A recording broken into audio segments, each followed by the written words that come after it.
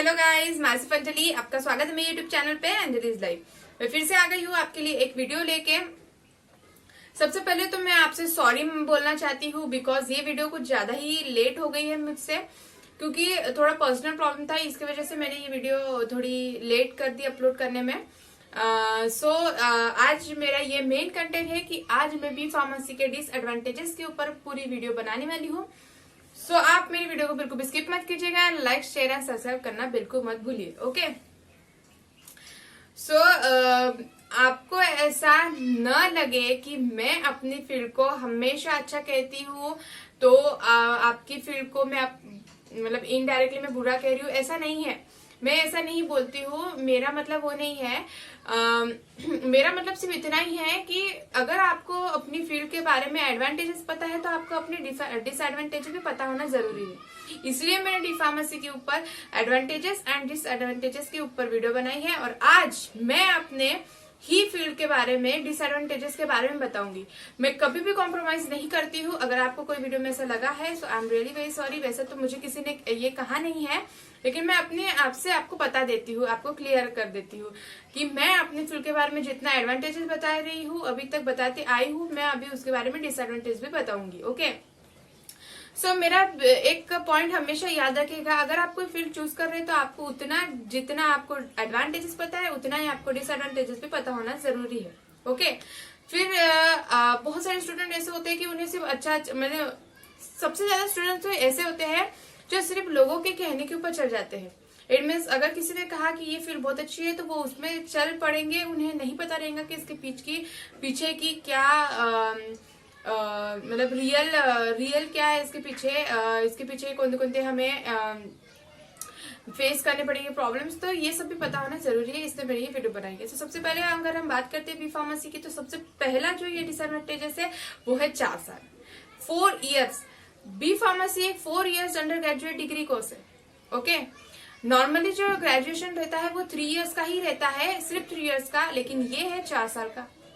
आपको एक चीज पता ही होगी कि हम 3 साल ही स्टडी करके हम इतने अब हम इतने पक जाते हैं या फिर हम इतने पकाऊ हो जाते हैं या फिर हमें 3 साल ही बहुत बड़े लगते हैं। तो सोचिए आप, इसमें तो 1 साल ज्यादा है।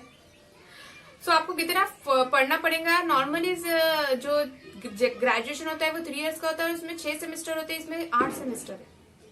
ये सबसे बड़ा डिसएडवांटेजेस है इसमें, वो हम भी मानते हैं। ओके।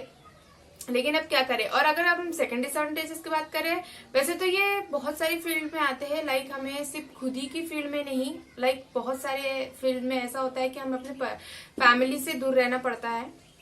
एंड 1-2 साल की बात है तो ठीक है, लेकिन 4 इयर्स हमें अपने फैमिली से आपको ऐसा नया नहीं लग रहा होगा इसमें, लेकिन मुझे लग रहा है क्योंकि मैं अभी तक अपने फैमिली से दूर नहीं रही हूँ कभी। अभी मुझे रहना पड़ रहा है तो आई नो कितनी याद आती है उनकी एंड कितनी प्रॉब्लम्स हमें फैमिली नहीं रहती तो कितनी प्रॉब्लम्स हमें ऐसे भी रहते हैं, कुछ प्रॉब्लम जो हमें फेस करने पड़ते अकेले। ओके। तो ये हो गया। उसके बाद अगर हम बात करते हैं ये मैं बताती हूँ आपको, ये थोड़ा टफ है। आई एम सॉरी बट ये बी फार्मेसी थोड़ा टफ है। आप सभी के, अगर आप किसी सीनियर्स के पास जा रहे हो या फिर आप कहीं भी जा रहे हो और आप अगर किसी से सुन रहे हो कि बी फार्मेसी हमें करनी है, हम इसमें जाए या नहीं, सभी ये कहेंगे कि अगर आपसे होगा या फिर अगर आपकी उतनी पोटेंशियल है तभी आप उसमें जाइए।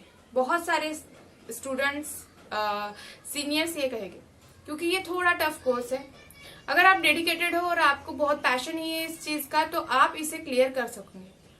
ऐसा नहीं है कि आप इसे क्लियर नहीं कर सकोगे, आप इसमें क्लियर कर सकोगे, लेकिन थोड़ा सा आपको पैशनेट होना पड़ेगा एंड डेडिकेट होना पड़ेगा। ओके। ये बात तीसरी हो गई। एंड अगर हम फोर्थ पॉइंट लेते हैं तो बी फार्मेसी थोड़ा सा एक्सपेंसिव कोर्स भी है। एक्सपेंसिव कोर्स का मतलब है इसमें अगर आपका सीईटी में नंबर नहीं लगा या फिर आपने सीईटी नहीं दी है तो और भी पैसे लगेंगे आपको। आपको डोनेशन लगेगा, मैनेजमेंट कोटा से करना पड़ेगा। और अगर आपने सीईटी दी है और आपका नंबर नहीं लगा तो आपको और पैसे लगेंगे। लाइक ये थोड़ा एक्सपेंसिव कोर्स है, जैसे आपके डॉक्टर्स होते हैं उतना भी एक्सपेंसिव नहीं है, लेकिन इसमें आपको फिर भी अप्रोक्सीमेट 1 लाख तो आपको खर्च करने ही पड़ेंगे, 1 से 2 लाख तक मिनिमम मैक्सिमम। अगर आप प्राइवेट कॉलेजेस की बात करते हैं तो उसमें आपको कम से कम 1.5 लाख से 2 लाख तो आपको लगेगा, अगर हम प्राइवेट कॉलेज की बात करते हैं। एंड देन गवर्नमेंट में तो अप्रोक्सीमेटली 50 या फिर 80,000 के आसपास है, अगर आप पिन सीईटी से ले रहे हो एग्जाम एडमिशन, सॉरी। सो ये था। एंड जो अगर आप ओपन या फिर ओबीसी में आ रहे हो सो आपको पूरी फीस लगती है। थोड़ा सा आपको फाइनेंशियल की तरफ भी देखना पड़ेगा। तो ये हो गई 4th। एंड ये वीडियो थोड़ी सी बड़ी हुई है गाइस, तो मैं इसका पार्ट 2 आपको जल्दी ही अपलोड करने वाली हूँ, जल्दी ही मैं इसका पार्ट 2 बनाऊंगी। एंड मेरे पार्ट 2 के लिए वेट जरूर कीजिएगा। एंड प्लीज मेरे वीडियो को लाइक शेयर एंड सब्सक्राइब करना बिल्कुल मत भूलिए। इसमें और भी थोड़े बहुत पॉइंट है, तो मैं उसे पार्ट 2 में पूरे क्लियर आउट कर दूंगी, तो आपको बिल्कुल भी इसमें कोई भी क्यूरी नहीं रहेंगी। सो बाबा गाइस, मिलते हैं अगली वीडियो में। नमस्ते।